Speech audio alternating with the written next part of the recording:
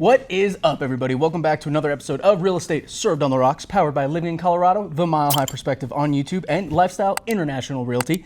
We do have a third host here most of the time, Oscar, but he is not here again this week on today's episode. But if you guys don't remember, my name is Charlie Sardelli, and as always, I'm here with Jameson Amorous, everyone. And on this podcast, guys, we talk about real estate topics, real estate adjacent topics, while sipping and reviewing bourbon. Thank God we have our friend Bourbon. Where's the truth elephant? Where's Hold on. It's our fourth host. elephant? Oh, The elephant of truth. truth. Perfect. Okay. Perfect. We're But holy guys. We don't only talk about real estate topics. We also drink and review bourbon. And this week's episode is kind of I don't want to say a rare find, but definitely one of those like smaller, lesser known distilleries. Dude, yeah. Right? It's got Irish descent, right? Mm-hmm. So it's a malted. It's a 4-grain, right? Yep. But it's a little interesting, right? So it's a 4-grain, but the 4 grains it's bloody butcher corn, malted rye, malted barley, and malted wheat. Yep. Okay. Which so you normally find in ancient like Scotland scotches, basically, Yeah. right? So, and their actual the family motto from ancient Scotland is "Ne oublie," which I don't know. You've been to Scotland, but I have no idea. I don't know how to No, don't pronounce put that it. on So me. if I butchered it, I butchered Don't you it. put that on me, But Jameson. loosely translates to "Don't forget where you come from." I'm down with that. I like it. And so the bourbon that we are drinking today is going to be Ft.Jeptha Creed straight 4-grain bourbon. Yes.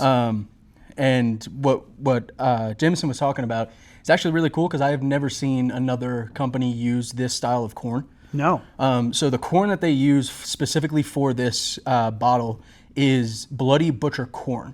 And if you guys, obviously we just got past, Halloween and all that kind of stuff.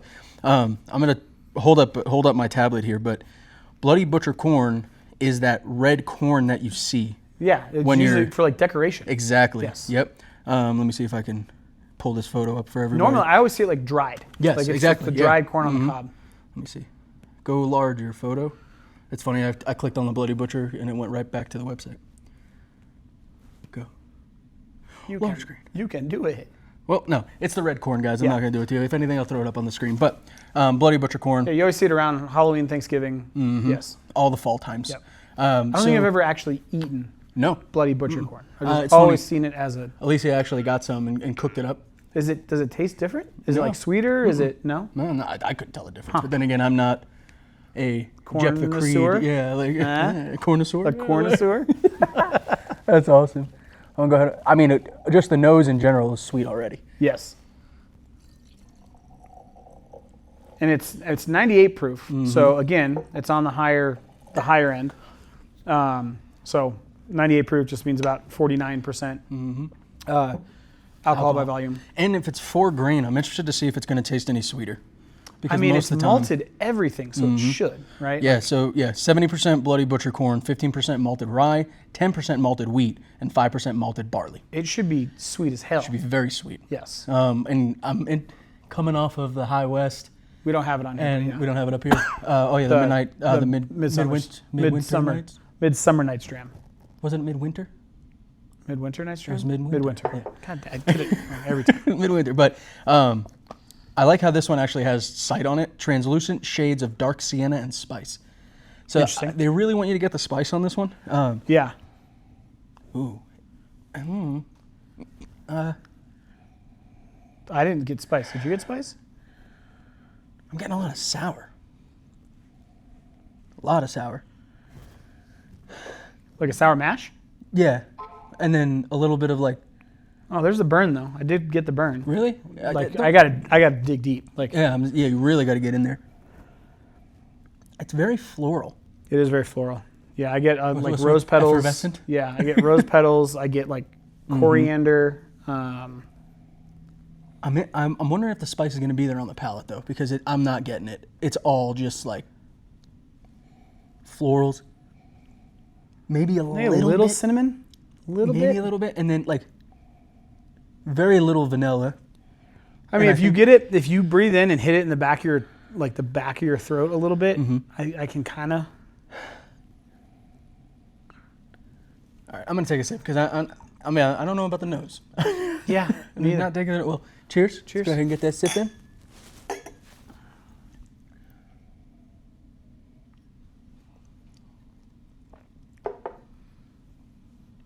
I will say right off the bat, the mouthfeel is dope.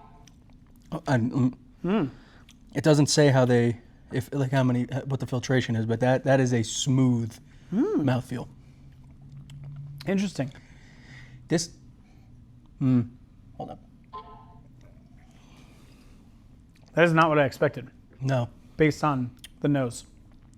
spice is there, Yes. 100%. Hits you right in the back of the throat. Spice is there. But the sour's on the front. But on the sides, I'm getting that caramel. Little bit of wood. Yes. Like very small amounts of wood. Huh. And that's what I was getting on the nose too. And I don't know, I'll see if I can zoom in on it, but like the legs on this guy are insane. I mean, I expected it to be sweet. I did not expect the spice punch on the back. Yeah. But I will say, But it's layered. Like I will say that I think this one's going to be predicated on the open, on how well it opens over the episode, because we're already starting. So what's your real prediction then what's your prediction for our control? I mean, I think this is going to stay as it is Spiced? now. Yeah. And this is going to be very sweet. This is going to die out to sweet pretty heavily. Okay, so the nose says sweet cream candies, hydrangeas, morning glories, geranium, dried apricots. Okay, so first off, the first three were floral as all hell. So we got that. Yep. Dried apricots, Okay. red berries, peach cobbler, brown sugar, and blackberry jam. So maybe the brown sugar is where you're getting that caramel kind of vanilla mix. Yeah. But I don't know about that. See, I don't know about the jam. no. Maybe it's the sweetness that they're going for with the jam. This, I'm not, complex, this is the palate. Okay. Complex with rich vanilla, nutmeg, clove, and toasted pecans. I mean, maybe that's that wood-ish, Maybe. you know? I'm not getting the toasted part. No. It's Like, I'm thinking back to all the toasted barrels we've had. maybe it's my palate too, but this is totally getting like drowned out by the sour. 100%.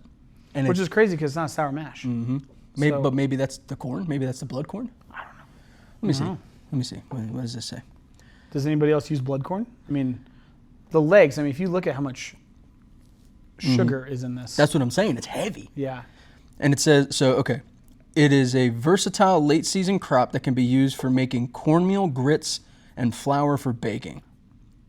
Okay. So, I mean, should be sweeter, right? I mean, it's definitely sweet. Yeah. I think this is going to be interesting. Now, I'm not going to do a second pour because I want this to. You just see what it does. I need to see it, especially because we have JC's as the control. Okay. So, thanks for sticking around through the bourbon, guys. Like we said, we talk about real estate. And This is today's a topic- confusing one, It is. But which actually kind of leads, I mean, Leave it's it a to good the segue. media. It's a good segue. yeah, leave it to the media. What we're going to talk about is the most recent Denver 7 news article around the housing market that came out. Was it yesterday? Yeah. And Yes, it yesterday's was. date was Thursday, November 20th. I know I got at least 3 messages about it yesterday. I got about 15. Yeah. So I mean, we can read. There's multiple articles, right? The first one was titled this: Zillow. So there's your first. Man. Denver leads nation in housing downturn. Okay, so there's a couple buzzwords Yep. in there. So that was the first article that I came across. The second article was. Hang on. There it is. Sorry.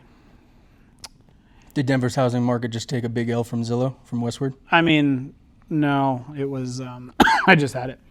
91% of Denver homes lost value this year. 91% of Denver area homes lost value this year. That's one hell of a headline and a claim. Right. In the market that leads the United States most of the time in real estate. Well, it's just, I mean, it's a crazy claim on so many levels. So we figured, I mean, number one, right? I had people they would send me, 2 things happened. They would send me the article with a what the fuck, or they would send me the article with like a crying emoji, Yep. or a sad emoji. A lot of these people are individuals. I had one client send me the article because they're looking at potentially listing their house in the spring. So rightfully so, like you get this on your Facebook news feed or wherever you get your news, and you go, oh my God, if that's true, then I have a 1 in 10 chance of not being the home that lost value. What's right? funny, okay, and I apologize, the original article from Denver 7 came out 2 days ago. But since then, there are now Westward, Denver Gazette, YouTube, Yahoo, have all seconded this this article. Yeah. Basically, they piled on, dude. They saw they were getting clicks. It's like, oh, we should also do this. Yep, 100%. And this is why we tell you guys all the time, like, don't just react to headlines. Don't just read the headlines. Reach out to us. Send us a message, because I was same thing.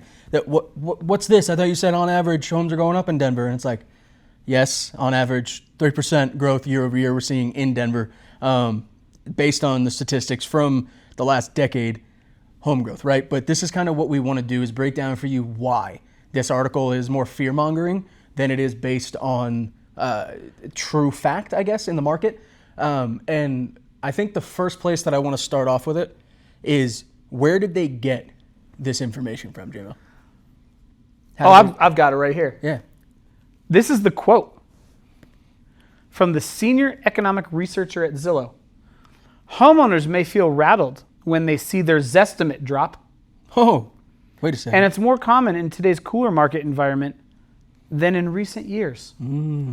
But relatively few are selling at a loss. That's the direct quote. From the senior economic researcher at Zillow. Okay? So that was one. Yep. The second one, okay? This fact is crazy about estimates. Nationwide, more than half of American homes, 53%, saw their Zestimate values fall as of October of 2025. So what does that tell you, Charlie? Where are they getting their data? They're getting it directly from one of the worst market informatory agencies on pricing. Not only that, but they're getting it from a word, and correct me if I'm wrong, I'm pretty sure just recently made it into the Webster Dictionary. Oh, it's a Zestimate. It's not. It wasn't a real word. Yeah, you're right. You're right. I just saw that they added, I think it was Riz was the word of the year or something.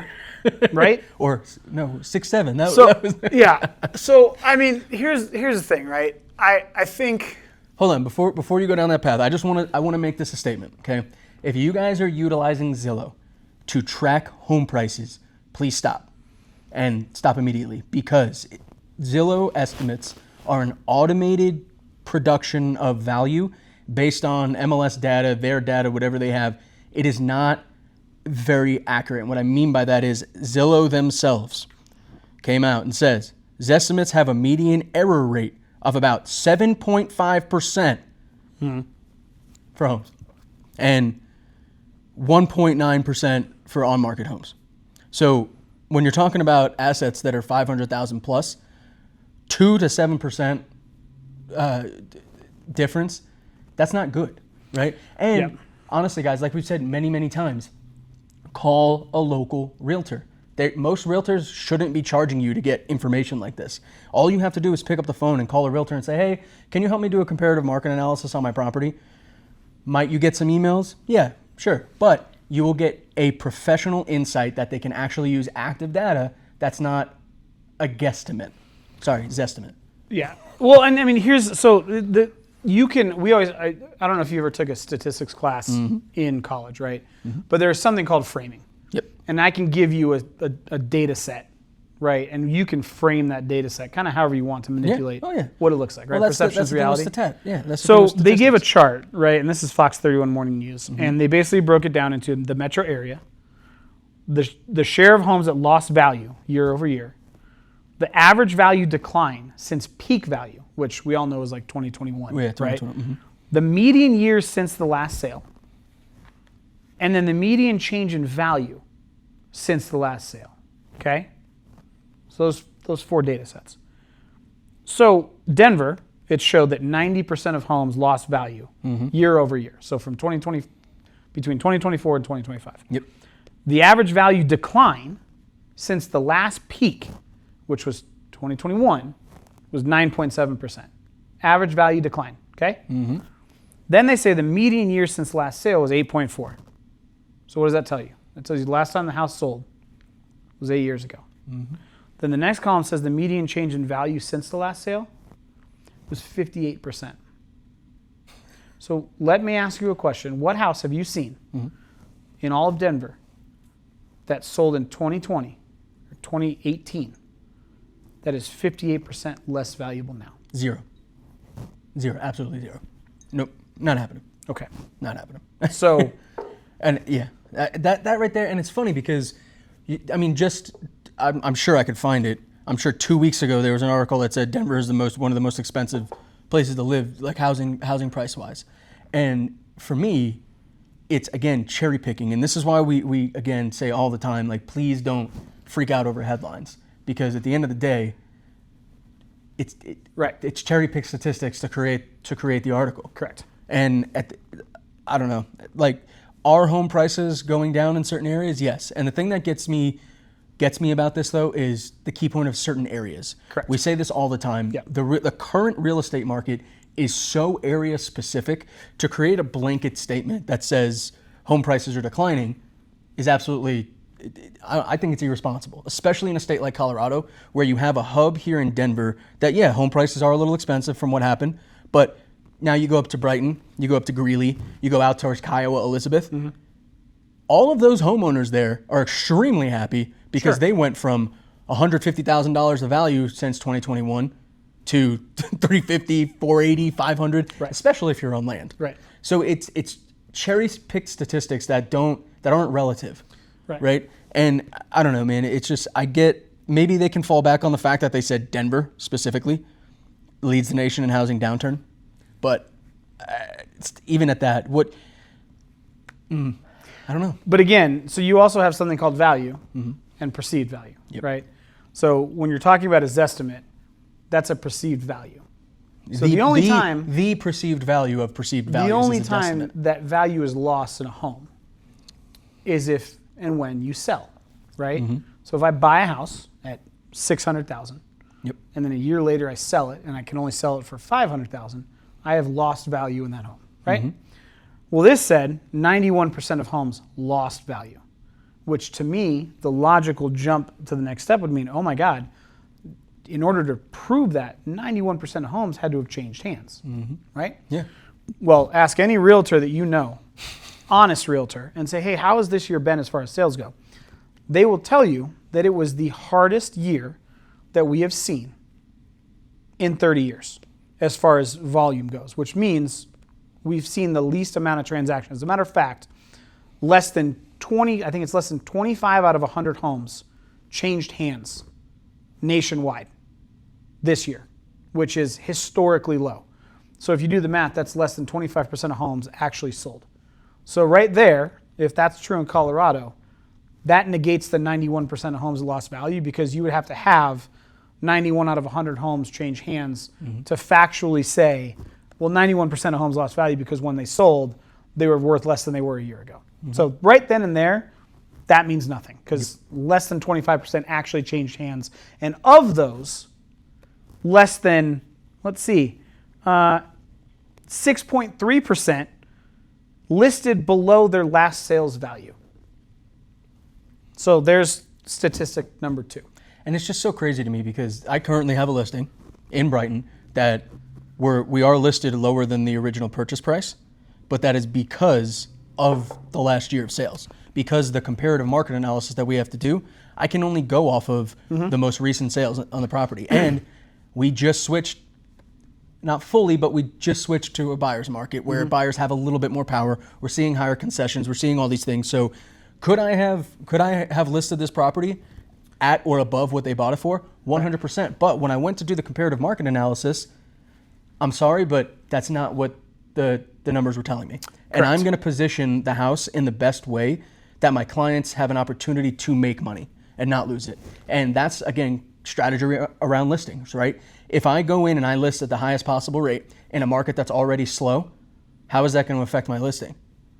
Nobody's going to get views on it. Nobody's going to save it. Nobody's going to take a look at it, because they're going to go, oh, wait, this obviously is overpriced. So I would much rather go down below that one standard price and create interest in the property, which guess what? Most of the time garners more profit for the seller. And it just comes, like, it's articles like this that you had somebody that was like, oh, you know what, I could sell. I might have had some equity, you know? And I mean, you experience it. You have buyers waiting or sellers waiting on the sidelines, right? And one article like this can throw that entire thing into a spiral. And Well, especially because most people just read the headline and then they stop. right? Well, and the thing I love the most about this article, especially from Denver 7, it's like 2 paragraphs.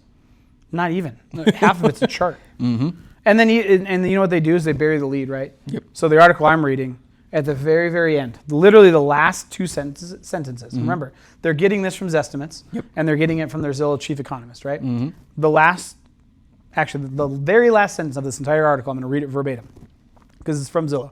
Zillow said that the lack of home sales, or the lack of homes for sale, means that most sellers are not being forced to sell at a discount, and only 3.4% of new listings coming to market are priced below their last sale price. And most of those are probably people that have purchased in the last year now. Yep, 100%. And my sellers, they purchased in the last 2 years, 2.5 years. They've been living in the property. It's a great opportunity for them.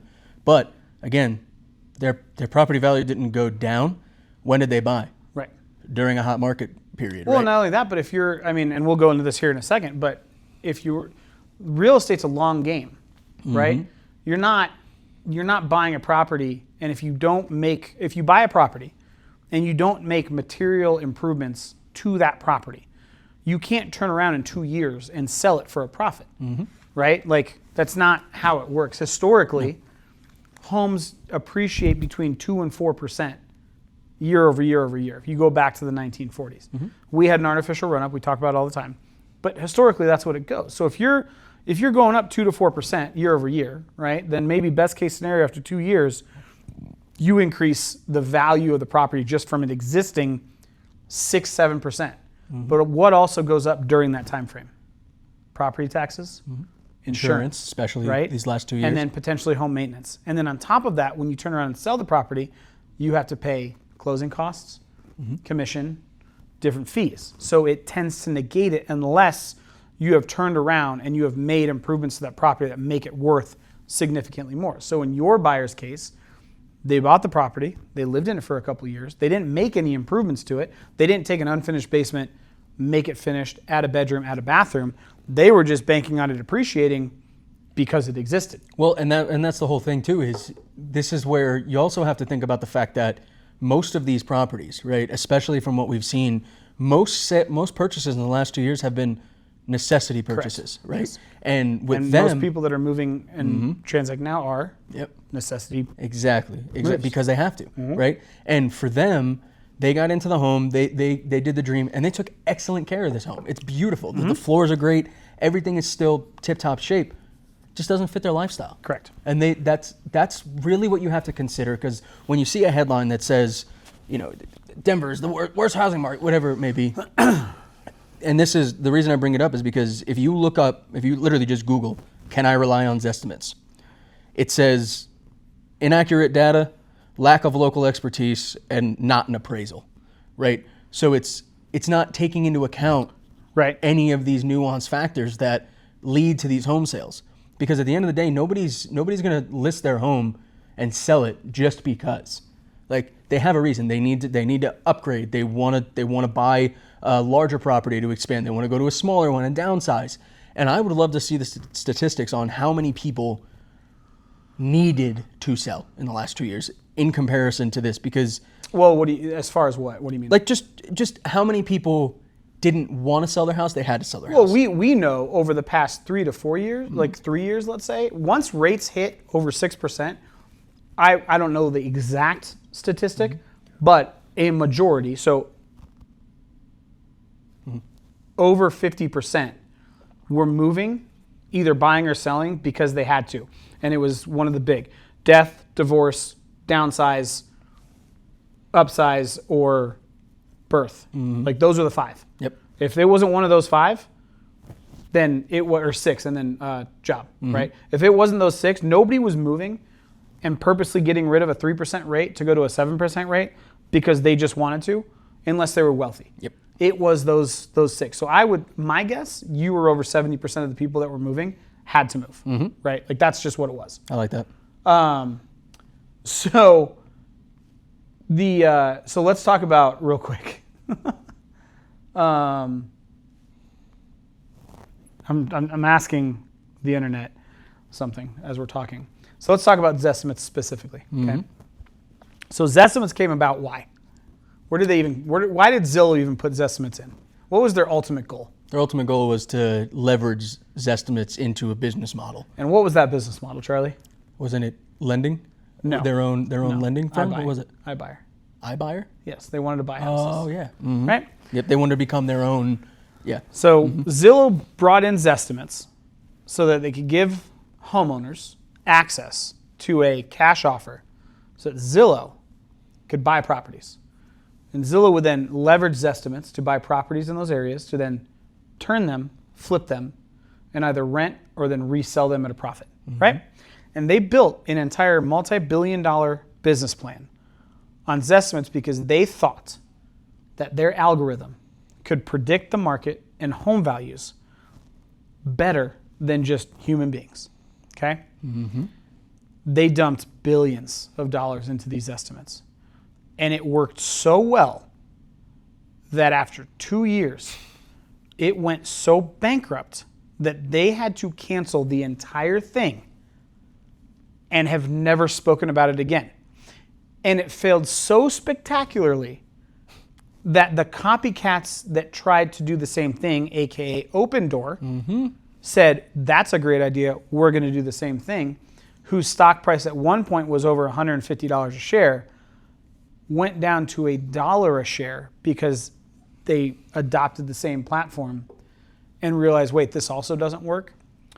So the idea of an algorithm predicting the value of a home at any point in time in any given area on any given day was so bad that it tanked 2 multi-billion-dollar business models to the point where they barely exist. So for somebody to then create an article to claim that based on that business model and that algorithm, that 91% of homes have lost value, to me, is just a giant red flag, right? And that's why we say, like, yeah, that's a part of home values, that's a part of real estate, but don't panic because that's what they're using as their foundational piece and as their fact, right? Their fact. It is not a fact at all. It's just not. And now I see, it's funny, dude, I see these estimates that like, it's like $100,000 spread. Like you'll look at a house, like even my house, it's like, your house is worth anywhere between $640,000 and $790,000. I'm like, how? Like, what are you guys basing that on? Well, and you know what I'm saying? Yeah, like, and I'm sorry I've been looking at my tablet. I'm trying to look at, because if you type in Zillow, you can go to zillow.com/Zestimate, and it gives you active listing accuracies. And so, as of right now, and I don't know if this is year over year or what they do, but they have their median error for Denver at 1.22%. But the amount of homes that they pulled the data from was 22.9 thousand. Just between January 2024 and August 2024, there were 41,573 new homes listed. Okay. So 50% of the data isn't even there. Right. For what they're claiming. If this is year over year. And they're showing within 5% of the sales price, 79% of homes. Within 10% of the sales price, 98% of homes. And then 99% is within 20%. And it's funny because you can see the large difference between within 5% it's 93% versus within 20% is at 99. Yeah. So like I don't know. The data is just not there. And for a company or a business, a media outlet to just take it and run is utterly irresponsible, in my opinion. I agree with you 100%. And I told you guys we're going to give you guys facts because what do facts do? They don't lie. They don't care about your fucking feelings. They don't. So if you guys have never heard about, well, you guys have all heard about the Fed. We talk about the Fed all the time. Well, the Fed does a lot of cool things, and the Fed has a friend. Sorry. The Fed has a friend. Fed. The Fed's friend is named Fred. Okay? And Fred lives in St. Louis. And Fred comes out with something called the Case-Shiller Index. And the Case-Shiller Index tracks home values in a very unique way. How does it do that, Jameson? Well, Fred's smart. Fred goes, you know what we're going to do? We're going to take homes that sold multiple times. Specific homes. And this is single family. We're not talking multifamily. That's a different beast, but it's not enough to tilt the scales. And they take single-family homes that have sold at least 2 arm's-length transactions, which means 2 specific individual buyers that have no correlation to each other over the course of a year or 5 years or 10 years or however you want to track it. And they see what the value is as those homes have sold, and they butt that up against the baseline, and they tell you if that home value has increased or decreased by a certain percentage. And you can, this is all free information. You can go to fred.stlouisfed.org, and you can look it up yourselves. And that is what we use to track home values to see really what's going on. And you can do this nationwide. You can also do this based on the top 10 metro areas within the United States, one of which is Denver, Colorado, right? So the baseline is 100. They did that back in 2000. They said, hey, this is kind of the baseline where homes are. If it goes up from 100, which is the baseline, to 185, it means there's an 85% increase.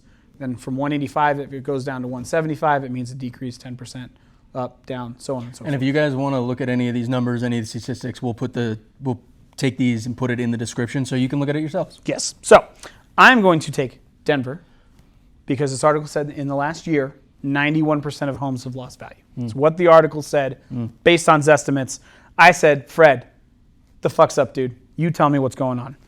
January 2025, the Case-Shiller Index was 314. So that's what our baseline is going to be. Okay? Through spring, because we had a buyer season, like normal, you would assume as demand goes up, you're going to see values rise. It went to 322, which means there was a 8%-ish increase, somewhere around there. And then we go to June, it went to 321. So from March to June, we saw the prices kind of level off, come down. It's about a 2% decrease. Down towards August and September and October, we're down to 316. Okay? So we went from in January of 2025 to 314, that was our baseline. October of 2025, we're at 316. So what's that difference? 2%. So according to the same home sales in Denver and the Case-Shiller Index, which is arm's-length transactions of single-family homes in Denver, Colorado, the average home has actually increased in value. And when I say value, this is actually transactions that have occurred and completed have increased 2%. So you guys do me a favor and rectify that. How an article has said 91% of homes have lost value, but an index that actually uses transactions that have occurred have showed that home prices have actually stayed flat, if not have increased slightly, based on transactions that have actually happened this calendar year. Facts. It blows my mind, man. And it's funny because you would think, hey, there's already a lot of uncertainty around the housing market. So, let's go ahead and inject some more. Well, yeah, and it's... This last episode, like I feel like we're like fighting Mike Tyson these last 3 years. Yeah, well, but that's why? I get it. Like I get the Rocky, negative. I guess who's like, I guess it's like you need the clicks, you need the investment, like the advertising budget and all that. But at the same time, you're causing more problems. You really are. You really are. Like you really are. What are you doing? And I don't know. For me, it's stuff like that I'm so happy that if you were somebody who reached out to Jameson and I when this article came out, thank you very much, because that's exactly what you should do. And even if you go look, it says it on, like I said, if you look up on Google, it says please call a local agent. Which is crazy that Google is saying that. Yeah. Google, which I think they've invested over. I just looked at it. The Magnificent Seven companies, I think combined have invested over like $2.5 trillion in AI, right? Yeah. And that's from Gemini. And even Gemini, the AI is going, talk to a fucking human. That's like, to me, that's crazy, right? Oh, yeah. Talk to a human being. So to summarize real quick, because I want to make a point on this to really drive home like what we're actually seeing in the Denver market specifically. So number one, the article said 91% of homes lost value, okay? And it's going off of Zestimates, which we have just determined that business model in and of itself led to the collapse of 2 complete businesses in the form of billions and billions of dollars because it was not accurate. So do not listen to it. Number two, that article that stated 91% on Zestimates is directly contradictory to the Case-Shiller Index, which actually tracks transactions, which has shown that home prices based on transactions has essentially stayed flat, if not increased home prices by almost 2% in the Denver metro area, which if you look at RE Colorado on the statistics this year matches that. We're basically flat over the last 2 years. Yep. Not down 91% of homes are not down in value. That's Right? crazy to say. Right? So crazy Isn't to that say. insane? Mm-hmm. And then the third point I want to make is that if you look back from 2015, and again, I'm using the Case-Shiller Index because I want to track these transactions, these arm length transactions. If you look back from 2015 to 2025, okay? I'm sorry. Go ahead. No, you can go. I'm reading one of the articles that came around it. Go for it. And it's this is how the Zillow report concludes, the report that everybody pulled it from. Though a cooling labor market and high prices continue to challenge household budgets, for now, most homeowners are well able to weather short-term financial turbulence. Those who either bought or refinanced at historically low mortgage rates have stable low payments, and most homeowners have significant equity amassed in their homes. It's the final line. Right. It's the conclusion of the article, of their report. And what they took from that, 91% of homes are lost value. Like, come on, bro. And here's why. So to make that pop even more, you take that same index that is just statistics showing that we've increased 2%, right? And by the way, historically, home values increase 2 to 5% per year, right? Especially here in Colorado. Denver, since 2015, and this is the Case-Shiller Index, we pulled it, has increased home values per transaction-wise 100% in 10 years, okay? Which means, for simple math's sake, if you bought a house for $300,000 in 2015, that home is now worth how much? $600,000, okay? So your equity in that home has increased by $300,000. So do the math real quick. What is that, $30,000 a year? Oh, dude, yeah, I'm mathematically dyslexic. It's $30,000 a year. Okay. What's the median income in the United States? I think it's like 49 grand. Yeah, something like that. 50. So by not doing anything but owning real estate, you're almost at 50% of the median income just by owning a home. By living in Denver, Colorado, and buying something in 2015. We've increased 100%. So I went ahead and said, well, you know what? Where does that put Denver in the rankings of the entire United States? Charlie, what do you think? Where do you think we are in the last 10 years as far as home price appreciation in the U.S.? Top 3. Close. Top 10. Okay. Okay, we're number 6. Interesting. So the only ones that are above us. Texas has a lot of them? Texas has 1. Oh, really? Okay. It's Miami's number 1. Seattle's number 2. Phoenix number 3. Atlanta's 4. Dallas is 5. Okay. Denver is 6. Interesting. Okay. I'm not gonna lie. The fact that Miami's in top 2 blows my mind. And Miami, it's because that's once money goes in, right? So Miami's at 128% increase. Seattle's 128. Phoenix is 123. Atlanta's 107%. Dallas is 104. Denver is 98. We are above Los Angeles, Portland, New York, and Chicago. Okay. So here's my point on that. If we are seeing a cooling in this market, it has been a long time coming. And at the end of the day, we talk about free market a lot, right? The pendulum, all the pendulum is doing is we have been here for the last 10 years. Yep. It just needs to swing back to the middle. And what's happening is we're entering a phase where we're just normalizing prices. Because as much as I would love an aggregated 8 to 10% increase in equity on my house every single year for infinity, it's not sustainable. You guys are complaining about affordability all the time, right? But now there's an uproar on, oh my God, 91% of homes lost value. Well, not that they did, but if home prices are slowing down and cooling a little bit, it's because we had a 10-year artificial run-up on home prices that put us, a little Denver, in the top 6 major metropolitan areas in the United States, as far as home values appreciated. Well, so right? and here's another thing that I want to bring up too is something that we always forget does play into the housing market is the rental market, right? And I've mentioned this before. My wife is in leasing; she deals with apartments, and what we saw in 2024 was an increase. Denver almost doubled the amount of units, rental units that went on. But in the same year, we also had active listings jump by 18.7% from 2023 to 2024. So when you combine all of those things together, people had more opportunity to rent while home prices were high. So a lot of people in the last 2 years went to rentals. Yep. And then you also had more inventory, which, again, we talk about supply and demand all the time. There's more supply, and it matches the demand. The prices are going to level a little bit, right? So it's just, I just think it's utterly irresponsible for news outlets to put out these titles, to put out these articles with these headlines, and then finish it with, oh, but everybody's pretty much still making money and they have equity. Everybody's fine. And then I don't know. It just you're not helping the situation. No, like not at all. You're just causing more disruption, more frustration. You're causing in the more market. uncertainty, and I think that's the thing that we've seen, right, with all the government shutdown and the tariffs and everything else. We see what uncertainty does. It essentially freezes people from making any sort of decision, from engaging in any action whatsoever. And when you put out these articles that then go viral, then they get shared and all these different things, sure, the news sites, they get their clicks and they get their ad spend and blah, blah, blah, blah, blah, blah, blah.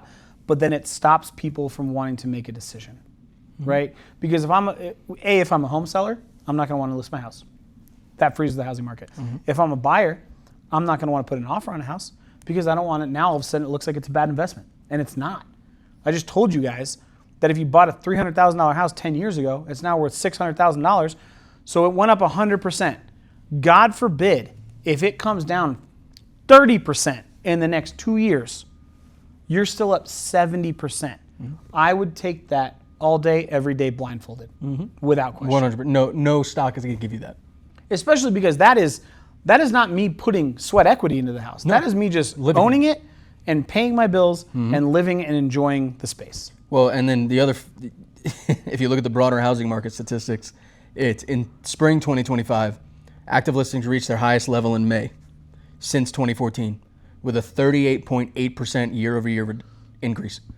So from 2024 to 2025, we added damn near 50% of inventory to the market. Right. And even with that fact, while also implementing half of rental inventories, Right. We still either stayed steady or went up by 2%. Right. And then the article says that 91% of homes lost value. Like, it's just, I don't know. Like I said, it's irresponsible. It is. It is. I can't. I don't disagree with you. It's a joke. wild. It's a joke. It's wild. It's a joke. Denver 7, you need to do better. Yeah. Just news stations in general need to do better. Help people. Make them feel good. Make them feel confident in what they're about to do. Don't just keep pushing these things. Or if it is negative, like, make sure that you have all of the facts and you're reporting it accurately. Not just going to Zillow and typing in Zestimates. But anyway.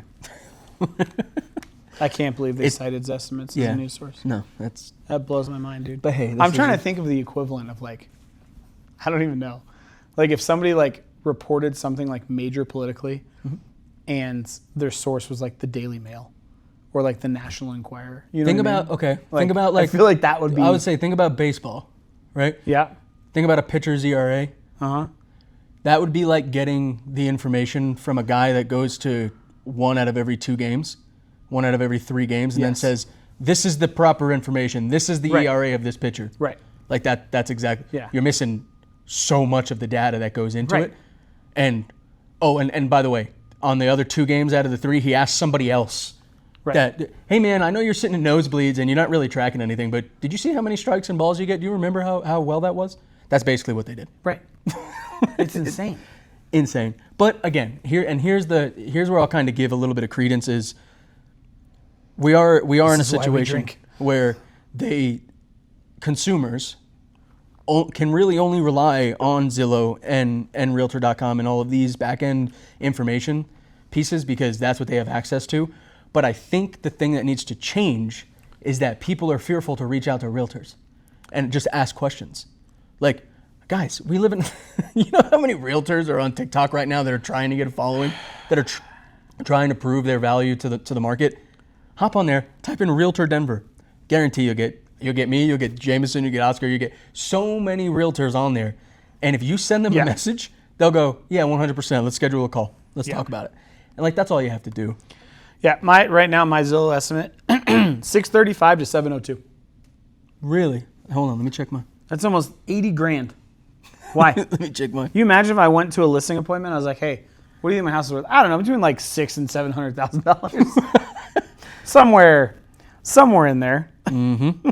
That's wild. Absolutely wild. Like, come on, dude. Yeah. Yeah, they have mine right now at 593.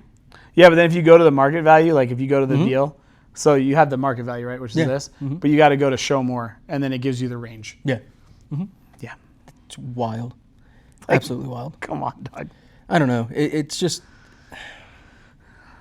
Because then it goes, all right, well, this one was sold for $750. If you look at the graph that they put on Zestimate. But here's the but dude, here it is right here. So this is a perfect example. I wish I could show this, right? So this was sold on 620, okay? Yep. For $750. What's right underneath there? The Zestimate at 734. But again, and it's funny because the market dictates what the market's going to dictate. Like people, and we say this all the time, people will pay for a house what people want to pay for a house. And that's it.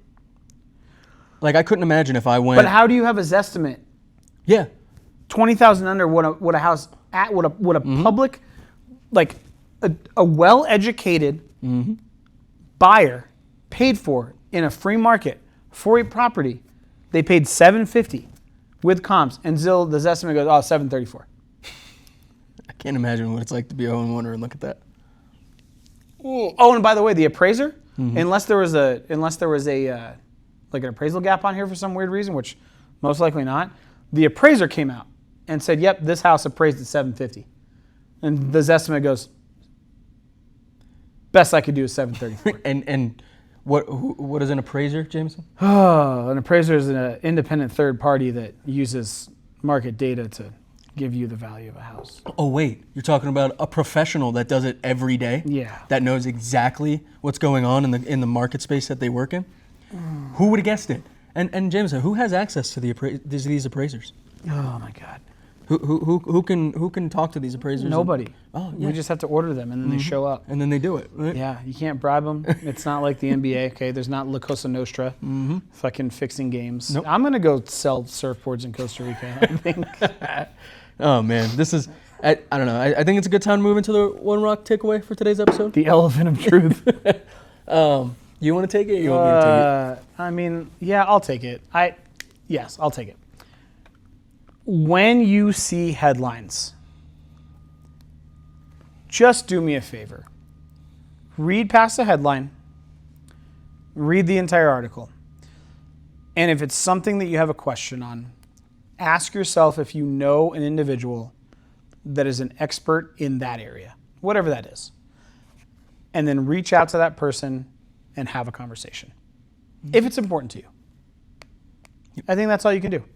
I really do. No, and honestly, that's pretty much going to be the same thing that I said is no matter what industry you're in, whether you're going to buy a TV and you want to talk to a Best Buy employee that knows about TVs, or you have a medical issue and you want to talk to a doctor about what's going on with you, rely on expertise with stuff like this. Any article that you see, and honestly, I think we're seeing it in the grander scheme of the country right now with everything going on. Statistics can be cherry-picked. You can make them look like whatever you want them to look like. Yeah, because you can pick which ones that support your narrative.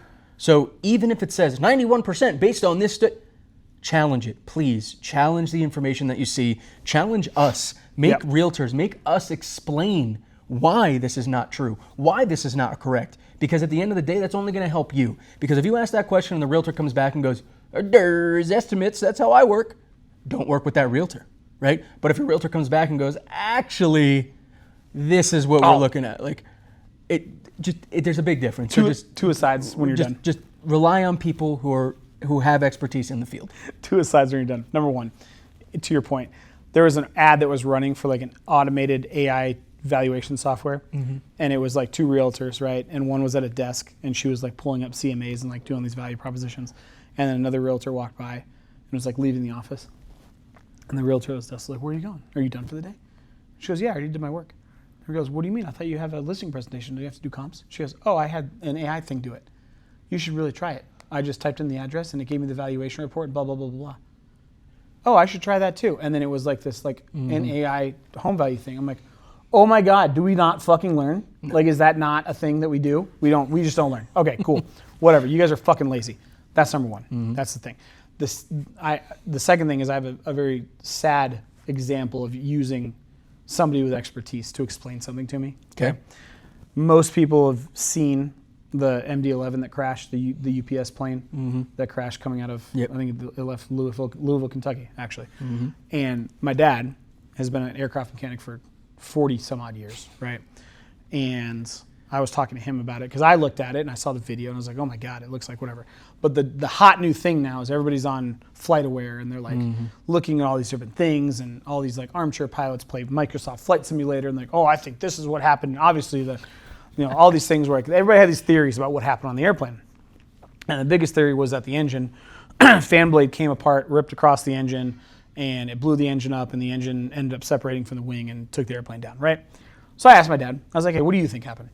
And he saw the video. He actually used to work on MD-11s. And he told me, he goes, hey, one of the things with these airplanes is the engine pylons, if they go over a certain amount of hours in cycles and they don't get changed out correctly, just fatigue, cracks, so on and so forth. He goes, so my expert opinion is that the pylon itself failed. And my guess is the engine, as it was rotating, came up and the pylon itself separated off the wing, went up and over the wing, separated, severed the fuel lines, and they were done from there. And this was 3 days after the accident happened, so almost 3 weeks ago. Sure as shit, yesterday, the still images came out of that plane from the airport, and that is exactly what happened. You see the pylon That's crazy. separate with the engine and just cartwheel over the wing. And my dad texted me, he goes, told you. That's wild. But that's so cool. because I reached out to him, and you have all these people that think they're knowledgeable, right? Because they do research and they're on this and they're on these different forums and blah, blah, blah, blah, blah. But my dad, who's actually done engine changes on that airplane, is like, no, dude, like they're not going to say that until they actually go through the metallurgy and all that kind of stuff. He goes, but this is what's going to come out, is that pylon failed and the engine separated with the pylon. And that's what happened. That's awesome. And sure as shit, he texts me, he goes, there it is. I'm like, that's awesome. but that's the value of knowledge, of going to somebody that is in it every day, has hands-on experience, and can explain it to you in a way that most people can't. And that's okay. That's where you have a team of people that are fucking experts. That's the point. 100%. So 100%. Yeah. I don't know. It's just, as I've only been in the market in the real estate industry for 3 years, and it's just time after time, we feel like we're coming back. We feel like we're doing okay, and people are feeling comfortable, and then something hits, and it's just like, I don't know. It hurts, but I think let's go it's because, dude. I think it's because it's the industry that is. It's a punching bag. And it hits people's pockets the most. Yeah, and emotions. The car industry is getting up there. I think that's going to be the next thing that people are like. Because what did we say? I think the average car loan's $517 right now. Yep, which is insane. So I think that's the next industry that's going to start taking the hits. But we're sitting there, average mortgage is $2,900 a month. Like that's 40% of people's paychecks. We'll see what happens, man. Taking the punches, bro. We got to Let's figure go out ahead something. And move into the bourbon review for today's episode. And if you guys skip through all the real estate stuff, you're here for the real bourbon. stuff. On today's episode, we're drinking Ft.Jeptha Creed. It's their 4-grain bourbon mash, and it is made with Bloody Butcher corn. There's a lot of malt going on in it. When we first started the episode, I was a little weary of it. I don't know how I feel about it, because for me, the nose really didn't change on my glass. I didn't do a second pour. Nose didn't really change. The spice is still on the back. The sour has disappeared. The sour disappeared for you? On the front of my tongue, because that's normally what I get on the front, right? Okay. I think the sour's gone. The spice on the back, the sweetness has moved a little bit, but I feel like it's mellowed. Now I'm getting more of that. What do they say? The toasted pecans. I'm getting more of the toasted pecans, and then I'm also getting. There was one more that they had on there. The blackberry jam. I see the blackberry jam because of the tartness of the sweetness. I will say this. It evolved more than I thought. Yes, 100%. It did. Interesting. I feel like JC's glass is hotter than it was at the beginning of the episode. The control glass that we use, if you're listening on audio. Yeah. Ooh, the second, not the first, but the second. Weird. Hold on.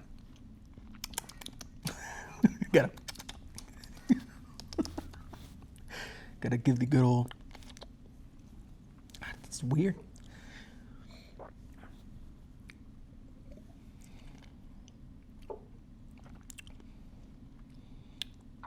Okay, let me taste it. I mean,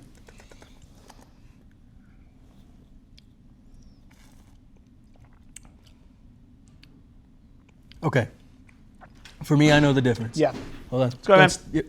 I'm good. Doing good. Third time's the charm. Yeah, appreciate it, brother. Have a good one. Thanks. Too. So, for me, I feel like this one actually got more tart. The one that's been open and I've been sipping on Yes. got more tart than the original. Maybe. I mean, I guess I'm confusing tart and sour. Yeah, I've just recently learned that I don't have You know? accurate like flavor descriptions. Yeah, because like I can see what you're saying. Is like to me, sour is like I think Sour Patch Kids, right? Yeah. Tart is like if I put it on my tongue, it dries it up. Okay. You know what I'm saying? That's Yes. what I'm thinking. Because the sour's to me, the sour's gone. Like Yeah. I don't get that initial sour. The tart I understand because I put it on my tongue, kind of dries it up. The sour's there, Sweetness stayed. but now that I can taste the blackberry jam here, I can taste it in that more. But the bite has remained in JC's glass Yeah. for sure. Oh, this one's hard, man. Yeah, this one's hard. Okay. I will say. Damn it, I don't have my pen. Fuck. will It's all the say- way over there. I will say 98 proof. What was the cost of the bottle? Do you remember? Yes. No. No. It was like I bought it like 3 weeks ago. Hold on. Yeah. Was it? You have to look it up because I can't see the. I can't see the label. I want to say trying. it was like $50. I'm trying. Ft.Jeptha Creed. Because this is the price is going to pay heavily into my score for this one. Just because I don't. If it's higher, I don't think it was higher. I think it was very mid-range. Ft.Jeptha. It's one. The Cask Cartel has it on there for $139. No. The Wine Quality Delivery $84, and then Ft.Jeptha Creed 4 grain from Tower Wine is $42. So it's all over the place. 46, 71, It was 57, It was, 140. I think it was $49. Okay. Yeah. If $49 Directly from them is 52. So let's just go with yeah. that. So we'll go 49 then, or 52. Let's go 52. Okay, we'll go 52. Yeah. I think at 52, maybe because they were going for more of like the peaty old Scottish, that's why it's a little more sour. Yeah, but I like- didn't. I mean, it's not pot stilled. So, and I didn't get the peat at all. This one's really hard, dude. I know. Like it's a good sipper for sure. I just don't know where to put it. And I think for like I think if Oscar was here, this would be like a 4.5 or 5 for him. Yeah. This does not have the characteristics of No. of bourbon, of like steadfast bourbon. No. I am thrown off by the malted with how sour it is. And maybe that's where they're getting that kind of Yeah. peaty side of it. But That's what I mean. But it's like again, almost it's like not a fake sour peat. mash though. It's not sour mash. Yeah. Like there's nothing sour mash about it. $52, 98 proof. God, this is probably the hardest one we had in a while. Nose didn't change.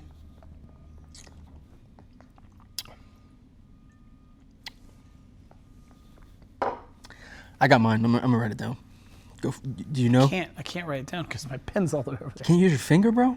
No, because my iPad doesn't. I don't think it recognizes my finger. Okay. Wait. see. See if my pen works. I don't think it will. Because the iPads are like, fuck you. Nope, definitely No. not. Okay. You know what though? Actually, this is fine. For some reason, this is the number that was on here. All right. You gonna go with And it? it was a number that was definitely not the last one we rated, but it's the one that was left, so I'm good with this actually. Okay. All right. All right. Would you want to show first? Or you want me to show first? You show first. I Okay. just want to see if this was like a sign. Okay. But- So I'm going to give this a 4.4. Okay. Yeah. right. I just, I like it. I don't know, like for what it is, for the price, for the proof, I think at $52 you can get a better sipper, a better option. Yeah. I don't disagree. And I see what they were trying to do with it, but I think it got too far away from bourbon, from the standard like bourbon. Like I'm getting no wood in here, Right. getting no char. Yep. And so that's really where I kind of fall off on it. So yeah, 4.4 for me. Okay. I'm going to go with a 4. Hey, I'm going to go with a 4. I love it. Yeah, I think what hurts this bottle is there's nothing that separates it from anything else. I think there's a lot of potential, but nothing like I was hoping that it was going to do one of two things, right? It was either going to get way too sweet or it was going to evolve into something else. And honestly, unfortunately, it did neither. I think it could have opened a little sweeter. Yeah, it did neither. That's what I'm saying. Yeah. It just kind of stayed, Yeah. right? So I think had it done something, it's like the meme, Yeah. do something. Like it's a good bourbon. Yeah. Yeah. I would not hesitate to have somebody try it at my house. And it's a good sipper. Like I don't think it's bad. You know, honestly, I would give this to a brand new bourbon drinker Yes. before I would give it to somebody experienced in drinking bourbon. Correct. Yeah. Somebody's like, ooh, 4 grain. That sounds Yeah, fancy. Like yeah. I don't know if I'll like that. But you know what? but- Trust me. I think this is a good like dip into like what is a 4 grain. I think that if I like, and I base it off of Oscar. Just Because like you know- Heaven Hill's a 4 grain, Yeah, right? But that 4 grain is much different Yes. than this 4 grain. That camera does not like us. No. So yeah, I think it stayed. It just did what it did. Didn't open. Didn't get more complex, but also didn't get less complex. So like, I didn't hate it. I didn't love it. I'm just kind of in the middle. I mean, I wouldn't buy this. If I went to the store and I had options, I wouldn't pick this bottle. Not knowing what I know now. Yeah, No, exactly. No. Knowing But what I know now, now. I really, if I'm buying it for my house, I'm at a 3 or lower. Yeah. Based on our ranking. Yep. 100%. So agreed. Oh, and stay tuned because we are getting a rock rating list ready for you guys. Yeah, no, I can't wait. If We'll you guys start- are Top Gear fans, Yeah. We're going to It's start coming, doing baby. like monthlies. We're going to start It's all coming. that kind of stuff for It's you. coming. So it's going to be great. We are coming up on episode 100, and we will start formulating the giveaway Yes. for episode 100. So pay attention to that. Pay attention to all of our socials. And on that note, you can find us across social media at the Mile High Perspective across TikTok, Instagram, Facebook. Look us up. You can find all of our content there. And once we have the rating list, I'll put it out there. Yep. It's going to be, it's going to look neat, all that. It's going to give our average rating for every bourbon, and that is 97 bourbons. crazy, right? Yep. Way more than we have here. We just, Yeah. a lot of those bottles we finished. They're empty. Just throwing it out there. We're keeping these at the office. Yep. So With if you guys that want to come to being the said- office and enjoy a pour, Yes. we got them here. And we are working on bourbon tastings. Yes. We have a steakhouse that's opening right across the street. Super pumped for that. From the office. So we're working on bourbon pairing dinners, bourbon tastings, Yeah. all that kind of stuff. So please stay tuned. Let us know. Is there anything you want us to drink? Send us some bourbon. We'd love to help it, sip it, rate it. With that being said, We might have to start getting into scotch too. really, I don't know, dude. Don't get me wrong. I tried scotch while I was in Scotland. I had about 15 different ones. I found one that I liked. Just saying. It's might. the peat for me. Yeah, we might. Just saying. I We would might have to rather go expand. tequila first. Mezcal? Yeah, Alright. down with that. Orale. With that being said, you guys can catch us on our own socials. I am at Charlie Sardelli or at BTG Productions if you want to do anything video production related. The Colorado real estate guy or Jameson Amoros. Either one. Yep. And I know he's not here, but you can find Oscar at OscarTheRealtor.com or Oscar the Realtor on Instagram and Facebook. But if you have questions, if you see an article like this and you want to throw us any kind of questions, you can reach us at any time. Email resotr@themilehighperspective.com or give us a phone call. 720-584-3361. And on that note, cheers, J-Mo. We will Cheers. catch you guys on the next episode. On the flippity flop. Doses.